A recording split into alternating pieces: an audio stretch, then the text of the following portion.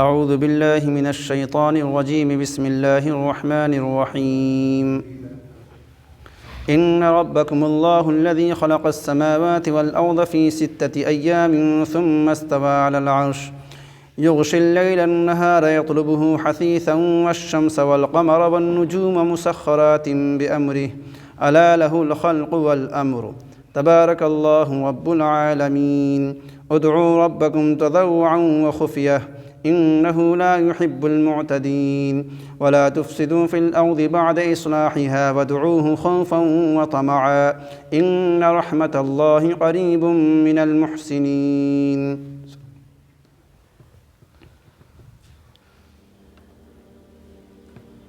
یہ دو آیتیں آپ حضرات کے سامنے تلاوت کی گئی ہیں.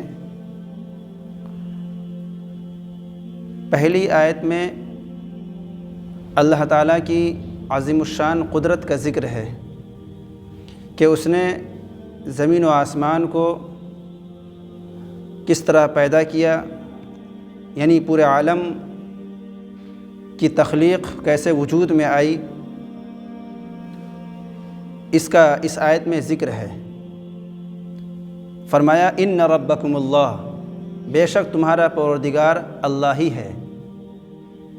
الذی خلق السماوات والارض، جس نے آسمانوں اور زمین کو پیدا کیا، بنایا، فی 6 ایام، 6 دنوں میں،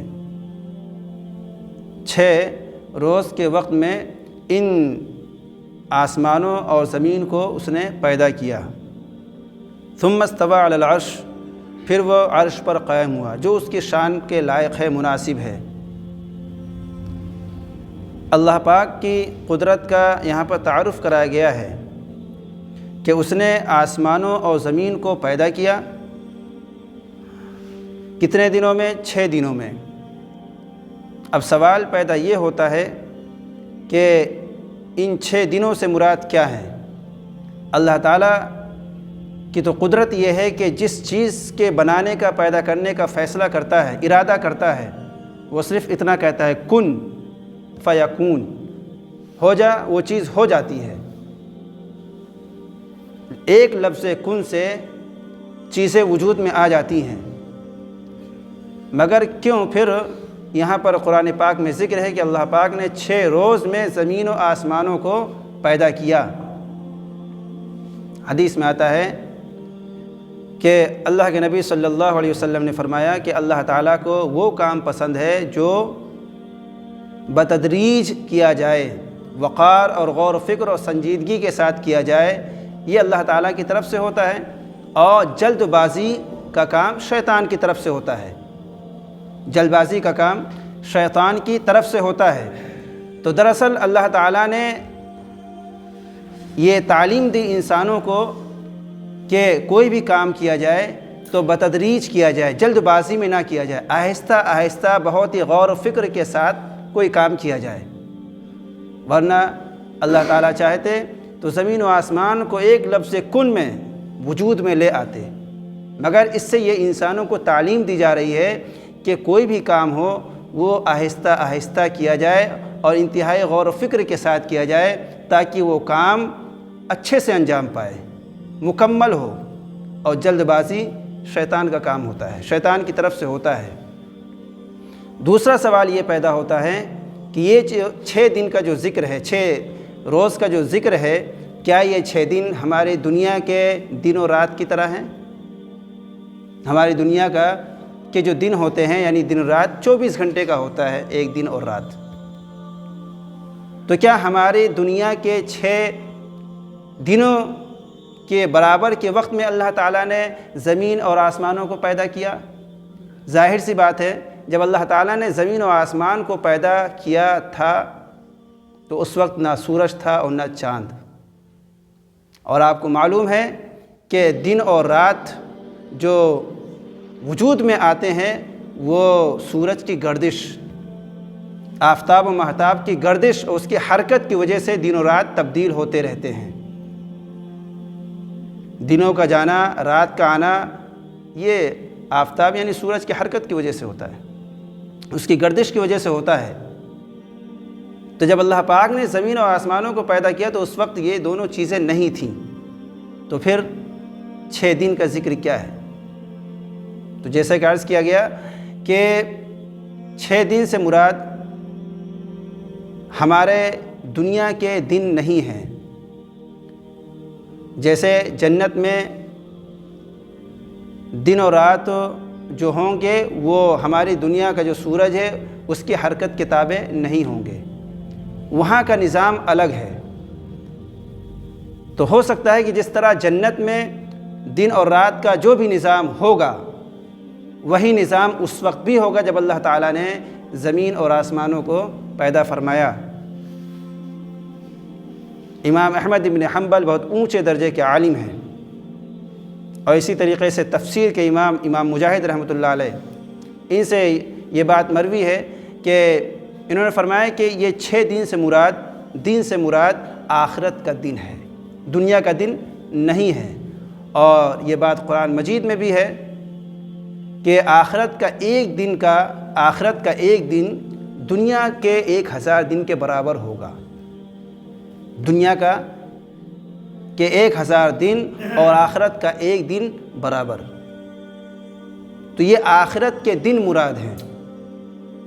تو اللہ پاک نے 6 دنوں میں زمین اور آسمانوں کو پیدا فرمایا، اور قرآن پاک میں اس بات کی بھی تفصیل موجود ہے کہ اب ہفتے میں 7 دن ہوتے ہیں،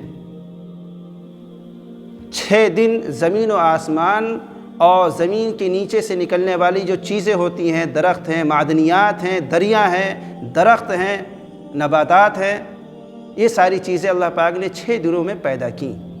7واں دن یعنی سنیچر کے دن کوئی کام نہیں ہوا۔ اتوار سے لے کر جمعے تک عالم کی تخلیق کا کام ہوا، اتوار سے لے کے جمعہ تک، اور سنیچر کے دن کوئی کام نہیں ہوا، جس کو عربی میں یوم السبت کہتے ہیں۔ سنیچر کے دن کو یوم السبت کہا جاتا ہے۔ تو اتوار اور دوشنبے کے دن اللہ پاک نے زمین کو بنایا۔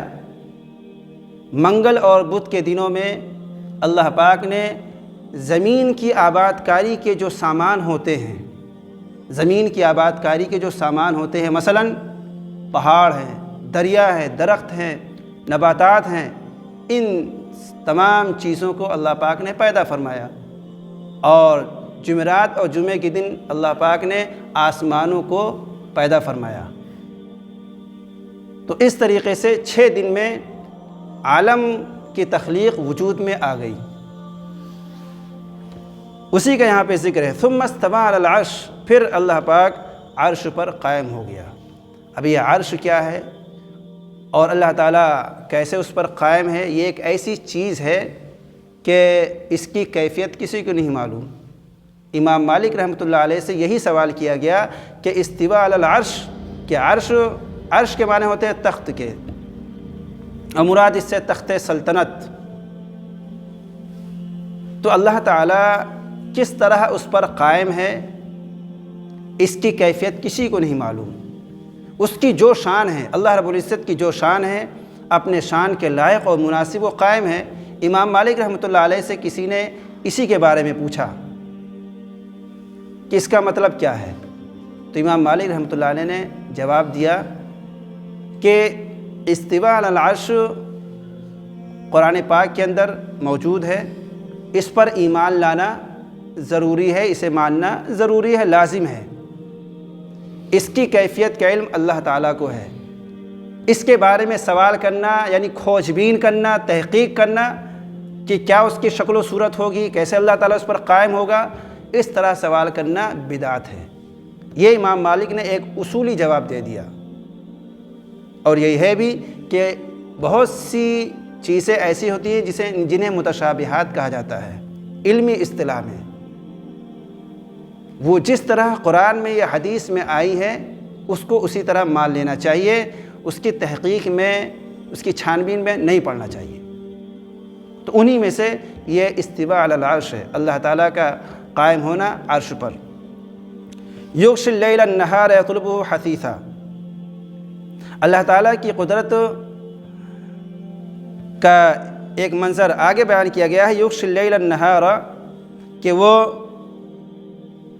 رات کے ذریعے دن کو چھپا دیتا ہے، رات کے ذریعے دن کو چھپا دیتا ہے۔ رات سے دن کو وہ چلی آتی ہے، اس کے پیچھے جلدی جلدی، یعنی رات جیسے گزرتی ہے دن آ جاتا ہے، دن گزرتا ہے اس کے بعد صبح ہو جاتی ہے، یعنی دن آ جاتا ہے۔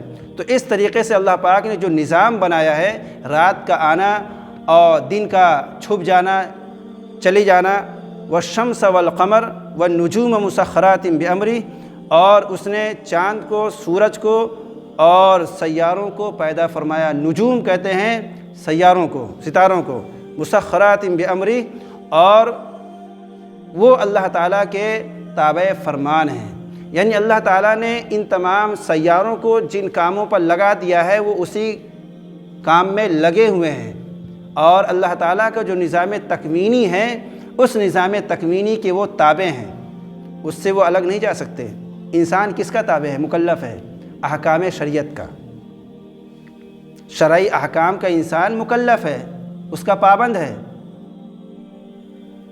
اور انسان کی جبلت میں یہ چیز شامل ہے کہ کبھی کبھی وہ اس سے خارج بھی ہو جاتا ہے، احکام شریعت کو پامال کرتا ہے، اور شریعت کے جو احکام ہیں، جو ہدایات ہیں، ان سے وہ باہر جانے کی بھی کوشش کرتا ہے، باہر نکل جاتا ہے اور اللہ تعالیٰ کے احکامات کو توڑتا ہے۔ مگر یہ جو مخلوقات ہیں، زمین ہے، آسمان ہے، ستارے ہیں، سیارے ہیں، یہ اللہ تعالیٰ کے نظام تکوینی کے پابند ہیں۔ سورج سے کہا گیا ہے کہ تم جو ہے دنیا میں روشنی پھیلاؤ، یہ اللہ تعالیٰ کے حکم کا تابع ہے۔ چاند کو جس ڈیوٹی پر لگا دیا گیا اور دیگر سیاروں کو جن ڈیوٹیوں پر لگا دیا گیا، کاموں پر لگا دیا گیا ہے، وہ اللہ تعالیٰ کے حکم سے ذرہ برابر سرتابی نہیں کر سکتے، وہ انہی کام میں لگے ہوئے ہیں۔ تو یہ خدا تعالیٰ کا ایک نظام تکوینی ہے جس کی یہ ساری مخلوقات پابند ہیں، اور انسان کس کا پابند ہے؟ نظام شریعت کا۔ تو مسخرات بامرہ، تو سب کام میں لگے ہوئے ہیں اللہ کے حکم سے۔ الا لہ الخلق والامر، سنو، پیدا بھی وہی کرتا ہے اور حکم بھی اسی کا چلتا ہے۔ ایسا نہیں ہے کہ اس نے پیدا کر کے چیزوں کو چھوڑ دیا، چاند، سورج، ستارے، سیارے، زمین، آسمان، دریا، ساری چیزوں کو پیدا کرنے کے بعد اس نے ان تمام چیزوں کو اپنی حالت پر چھوڑ دیا، ایسا نہیں ہے، بلکہ اس کے نظام کو بھی وہ چلا رہا ہے۔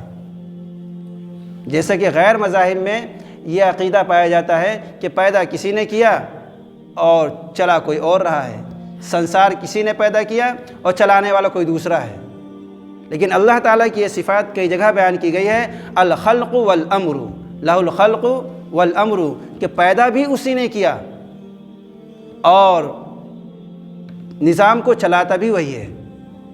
تبارک اللہ رب العالمین، بڑی برکت والے، کمالات والے ہیں اللہ تعالیٰ، جو تمام جہان کا رب ہے، پروردگار ہے، پالنہار ہے۔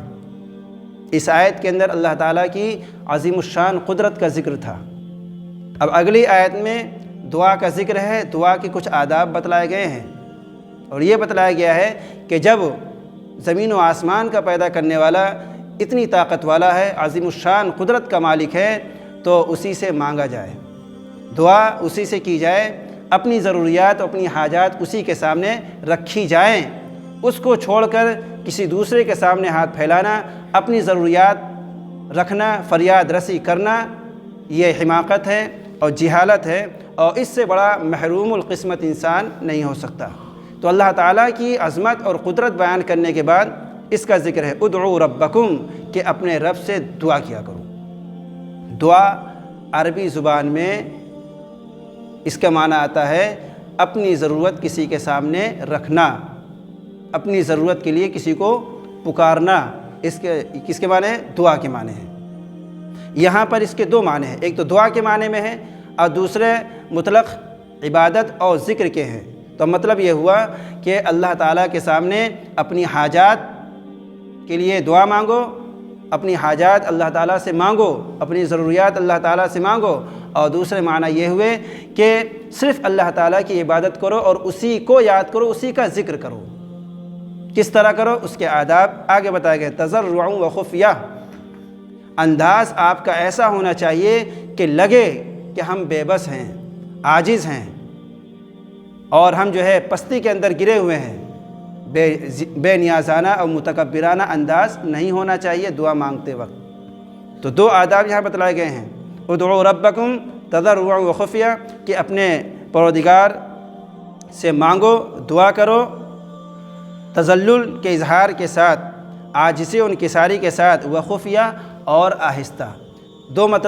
دو آداب یہاں پر بتائے گئے ہیں۔ ایک تو یہ ہے کہ آپ کے الفاظ میں بھی انکسار ہو، عاجزی ہو، اور آپ کی حیت دعا کے وقت ایسی ہو کہ لگے کہ آپ جو ہے بے بس ہیں اور عاجزی آپ کے اندر پائی جا رہی ہے، تو حیت بھی ایسی بنانی چاہیے۔ اور جو مانگ رہے ہیں، جو طریقہ آپ نے اختیار کیا، جو الفاظ آپ مانگنے کے لیے اللہ سے جو استعمال کر رہے ہیں الفاظ کے، جن الفاظ کا، ان الفاظ کے اندر بھی انکسار اور تواضع کا اظہار ہونا چاہیے۔ اور دوسرا ادب یہ بتایا گیا ہے کہ دعا آہستہ مانگی جائے، اس لیے فرمایا کہ آہستہ آواز سے دعا مانگنا یہ افضل ہے بلند آواز سے دعا کرنے سے۔ بلند آواز سے دعا کرنے سے افضل ہے کہ آہستہ آواز سے دعا کی جائے۔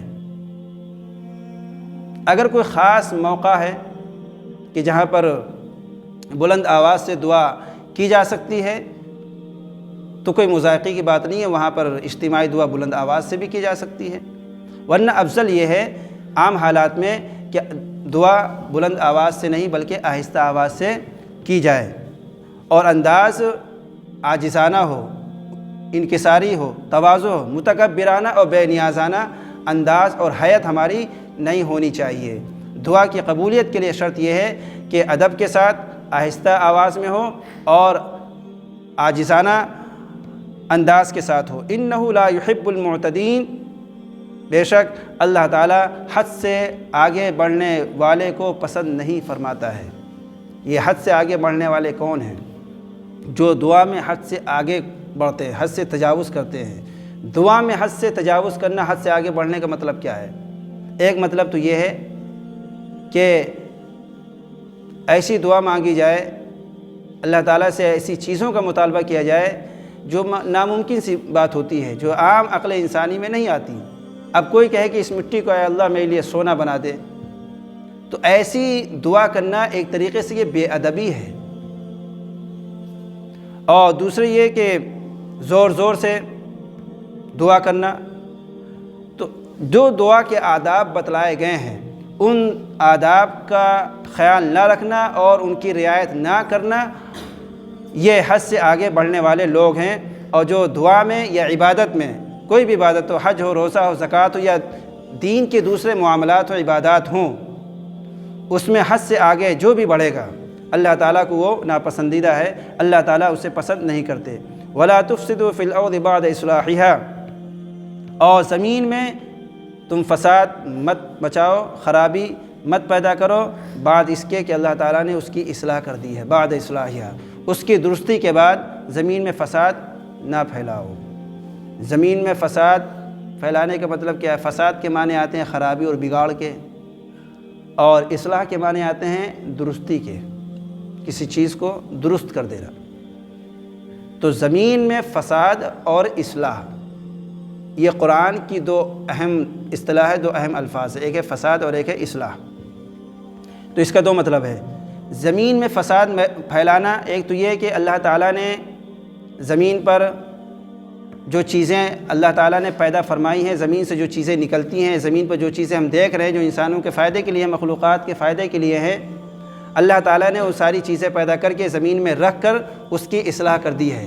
اور دوسری اصلاح کا مطلب یہ ہوا کہ اللہ تعالیٰ نے ہر زمانے میں اپنے پیغمبروں کو بھیجا، اپنی کتابیں نازل فرمائی اور ہدایات بھیج کر زمین کو کفر اور شرک سے اور گمراہی سے پاک کر دیا۔ تو اس طریقے سے اللہ پاک نے زمین کی اصلاح فرما دی۔ اب انسان اپنے گناہوں کے ذریعے سے، اللہ کی نافرمانی کے ذریعے سے زمین میں فساد پھیلاتا پھرے اور بگاڑ پھیلاتا پھرے، تو اسی کے بارے میں یہاں کہا جا رہا ہے کہ زمین میں بعد اس کے کہ اس کی اصلاح کر دی گئی ہے، فساد مچاتے نہ پھرو اور خرابی مت پیدا کرو، وادعوہ خوفا وطمعا۔ دوسرا ادب یہاں دعا کا یہ بتایا گیا ہے، اور اس سے مانگو، اس سے دعا کرو ڈرتے ہوئے اور امید کرتے ہوئے۔ ڈرتے ہوئے اور امید کرتے ہوئے، کیا ڈرتے ہوئے؟ جب انسان دعا مانگے تو یہ ڈرتا رہے کہ کہیں اللہ تعالیٰ میری دعا کو جو ہے قبول نہ کر لے، یعنی عدم قبولیت سے ڈرتا رہے کہ کہیں اللہ تعالیٰ میری دعا کو جو ہے رد نہ کر دے۔ تو یہ ڈر ہونا چاہیے، اپنے گناہوں کا خوف ہونا چاہیے کہ کہیں اللہ تعالیٰ میری گناہوں کی نحوست کی وجہ سے میری دعا کو رد فرما دے، تو یہ خوف ہونا چاہیے۔ وطمع، اور دوسری طرف اللہ تعالیٰ کی وسیع رحمت کو پیش نظر مد نظر رکھتے ہوئے یہ امید بھی ہونی چاہیے کہ اللہ تعالیٰ ضرور میری دعا کو قبول فرمائے گا۔ جب ان دونوں حالت کے بیچ میں دعا کی جائے گی تو دعا کے اندر جان اور طاقت پیدا ہوگی، ورنہ تو انسان اپنے گناہوں میں گناہ سے توبہ بھی نہیں کرتا، گناہوں میں جو ہے اکڑتا رہتا ہے اور اللہ سے دعا بھی مانگتا ہے، تو ایسی صورت میں دعا کہاں قبول ہو سکتی ہے؟ تو قرآن پاک میں دعا کے آداب بتلائے گئے ہیں کہ اللہ تعالیٰ سے ڈرتے ہوئے دعا مانگے کہ کہیں اللہ تعالیٰ میرے گناہوں کی نحوست کی وجہ سے دعا کو رد نہ فرما دے۔ اور حدیث میں بھی یہ بات آتی ہے کہ اللہ کے نبی نے فرمایا کہ بعض لوگ لمبے لمبے سفر کرتے ہیں، بعض لوگ لمبے لمبے سفر کرتے ہیں اور اللہ تعالیٰ سے وہ دعا مانگتے ہیں گڑ گڑا کر، مگر ان کا کھانا حرام، ان کا پینا حرام اور ان کا لباس بھی حرام، تو ایسی صورت میں ان کی دعا کہاں قبول ہو سکتی ہے؟ تو دعاؤں کی قبولیت کے لیے ضروری ہے کہ انسان گناہوں سے بچے اور مال حرام سے بچے۔ ایک لقمہ بھی اگر حرام کا جسم کے اندر چلا گیا، پیٹ کے اندر اگر چلا گیا تو دعا قبول نہیں ہو سکتی۔ لوگ دعا تو بہت کرتے ہیں اور شکایت بھی کرتے ہیں کہ دعا قبول نہیں ہوتی، بہت دعا کر ڈالی، دعا قبول کیوں نہیں ہوتی؟ اس کے اسباب پر بھی غور کرنا چاہیے۔ دعا قبول کیوں نہیں ہوتی؟ اس کے اسباب پر ہم غور نہیں کرتے، ان کی وجوہات پر ہم غور نہیں کرتے۔